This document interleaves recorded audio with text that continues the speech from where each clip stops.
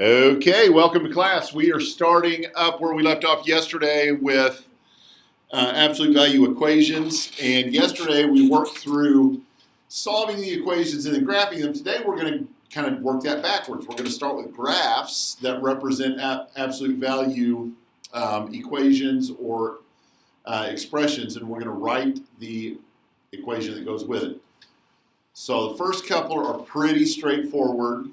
If you were writing this as a solution set, we're not necessarily going to do this on everyone, but I want to see what it's like to work these backwards. So what is my solution set here?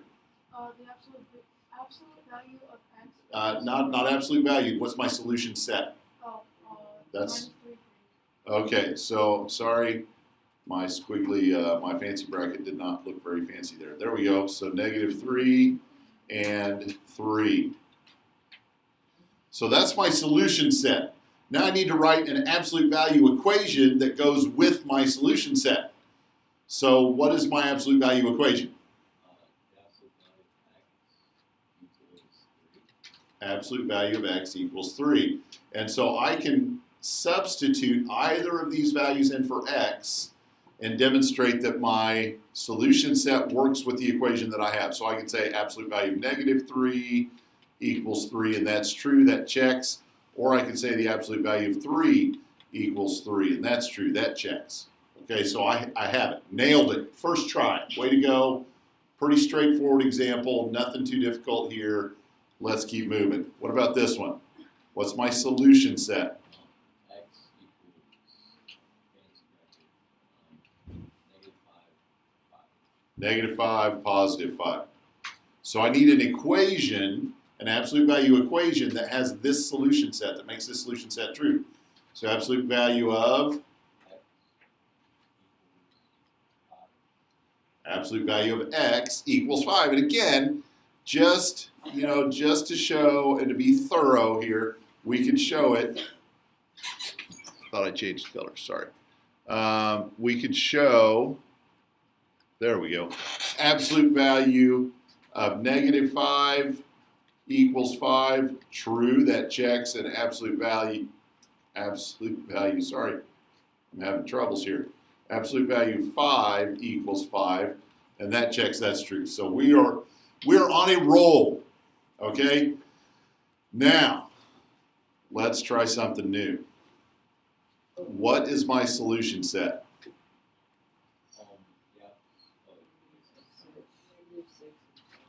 So my solution set is absolute value, x equals -6 and 2. Whoops, that's not a very fancy bracket. Okay, now, what in the world am I going to do with this to be able to write an absolute value equation that gives me a solution where this is true? Okay, so Sean, help me out. You can make the absolute value of x plus 2 equals 4. Wow. Just jumping straight to it. So absolute value of x plus 2 equals 4. Where'd you come up with that? Well, it comes in the middle, and I knew if I was at 4, that I needed to go 2 less, and then I would go there at the -6, and I had to go 2 less there as well. Okay, I couldn't quite hear all you said. So say that louder one more time, please. I said that I can see that 4 is 2 away from 2, and -6 is 2 away from -4, both going left. Okay. So 2 is 2 away from 4, 2 to the left of +4, and -6 is 2 away to the left of -4. So how do those numbers play into your equation here? Well, the absolute value, I knew I needed to get the inverse of subtracting, so I thought the addition to reverse it. Okay. And I knew I needed 4, because 4 was the point where both were aligned. Okay. Yeah, that's a really good explanation. Okay, so first of all, we're gonna pick up right here. Sean gave us the equation. Let's solve the equation, case 1, case 2, just to prove that he's right. So x plus 2 is equals 4. This is case 1, right?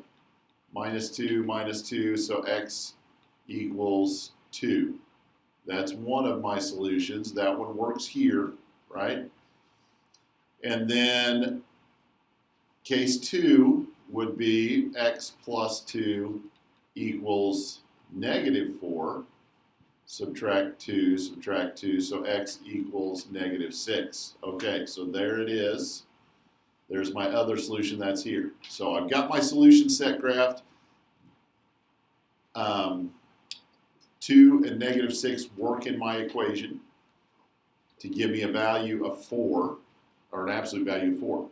Okay, so basically what Sean has noticed, or what Sean saw here, is that we shifted our absolute value 2 spots to the left.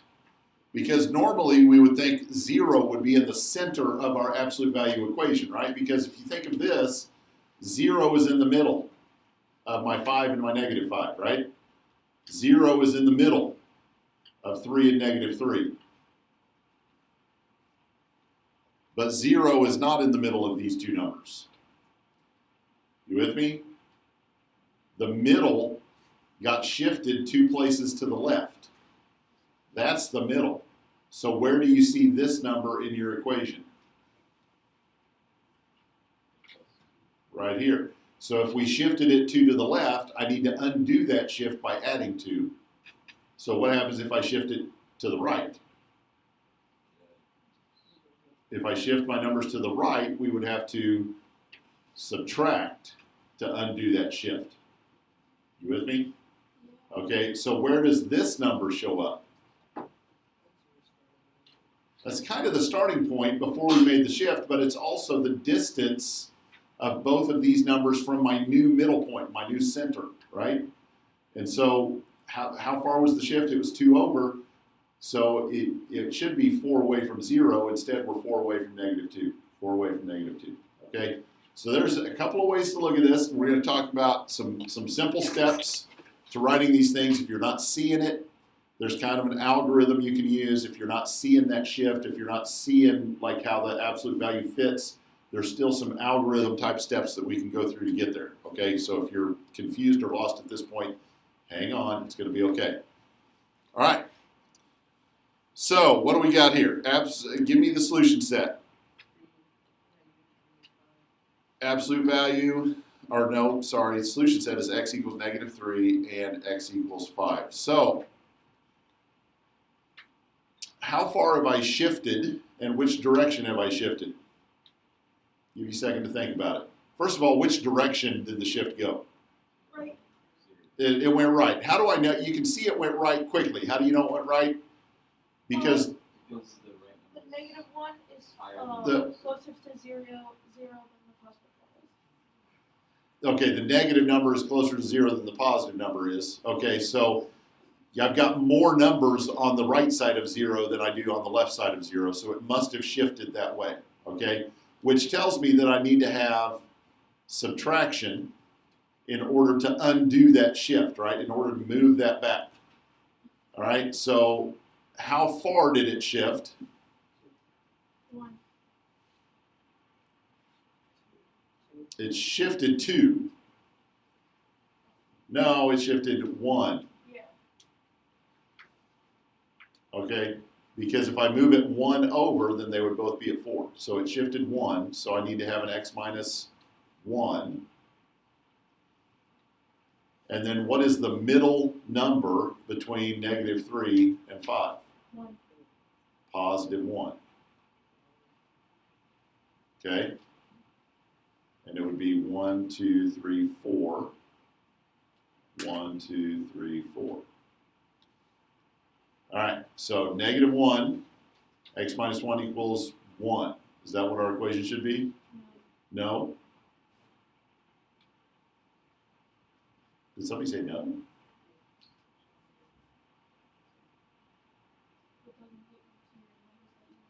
So what did we do wrong then?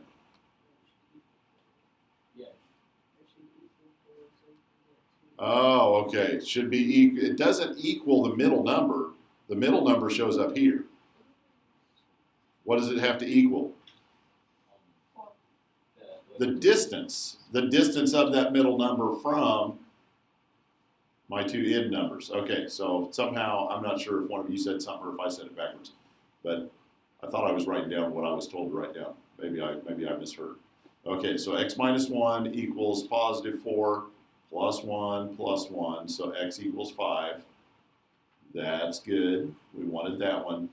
And then x minus 1 equals negative 3. What? Negative 4. Why did I write negative 3? I think I looked at this number down here. My bad. I got to pay better attention. So now add 1, x equals negative 3. That's what I was trying to do. I just skipped a step, wrote it in the wrong place. So there's my solution set. And I've shown that my equation is good. Absolute value of x minus 1 equals 4. Okay, I don't feel like I talked you through that one very well. Sorry about that. Let's try this one. So here's kind of the algorithm or the steps that you can take. If you're not seeing like the shift, if you're not seeing what we're talking about as we've talked through it up to this point, there's a couple of steps we can do. Step 1, find the midpoint. Find midpoint. How do we find the midpoint? It's not hard. See these two numbers that are graphed? Add their absolute values. Absolute value shouldn't be a big deal at this point because we know that's what we're doing. The other thing that you can do, and this one's super simple because it's so small, is just count the spaces between. 1, 2, 3, 4. 1 plus 3 is 4. So add their absolute values or just count how many spaces are there. And once you know how many spaces there are between them, what do you do to find the midpoint?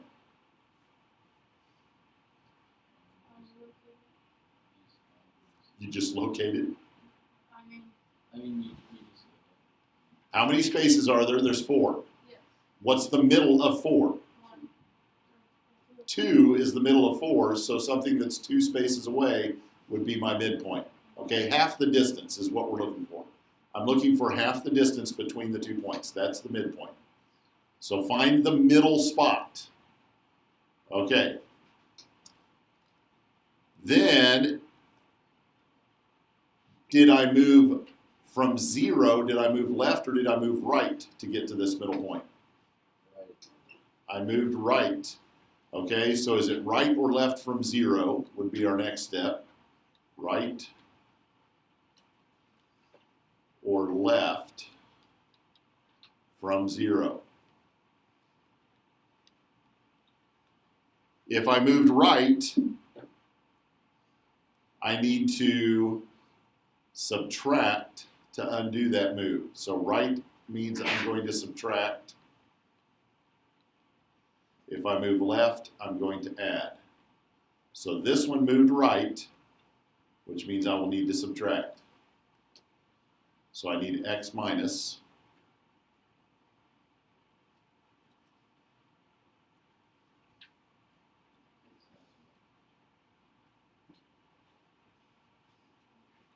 And that midpoint will be the number. So x minus 1, sorry. So that's the number that I need to add or subtract.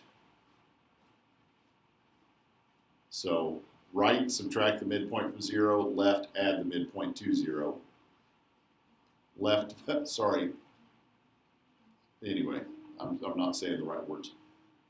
Absolute value of x minus 1 equals how far away are my points from that midpoint? 2.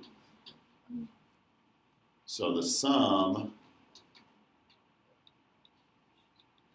is distance from midpoint.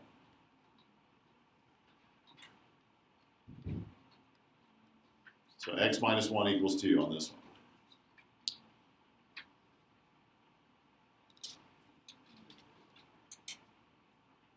And That's all you have to do. All you gotta do. That's all you got to do. Find the midpoint.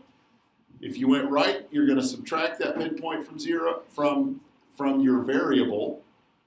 If you went left, you're going to add that midpoint to your variable. And then the sum of that addition or subtraction would be the distance from the midpoint. Okay, so let's try it on a couple more examples. Number one, find the midpoint. Midpoint is -4. Okay, so I'm going to, since it's left of 0, I'm going to add the midpoint.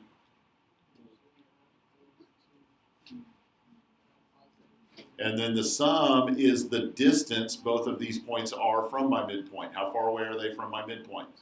2. Wouldn't you just subtract the midpoint? So if you're subtracting a negative number, you'd be adding stuff. You would add forward everything so it would be centralized. Except I don't like double negatives or two symbols. So you'd have to do it and then make a conversion, which to me adds a step. Okay, so case 1, x plus 4 equals 2. Subtract 4, x equals -2. Case 2, x plus 4 equals -2. Subtract 4, x equals -6. So my solution set fits. My solution set is -2 and -6. I wrote those backwards from what I usually do, but that's okay. Okay. Step next. Number next. I don't think you have this one on your papers, do you? I didn't want to make it two-sided. Okay, so the numbers can get a little bigger. -13 and +27. How do I find the midpoint?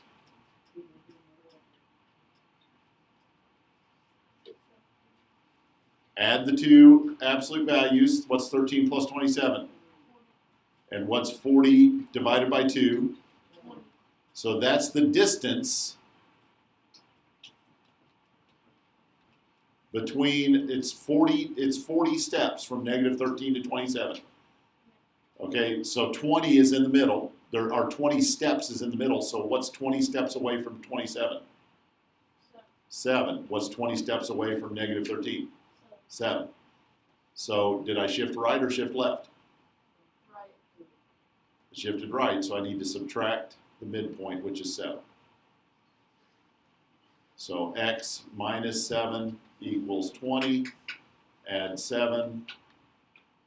X equals 27. X minus 7 equals -20. Add 7, so x equals -13. So there's my two cases. I've got my solution set. Okay, so find the midpoint. The distance to the midpoint is your sum. The midpoint itself is in the equation. Is that feeling okay? All right with this? Okay. Stop here.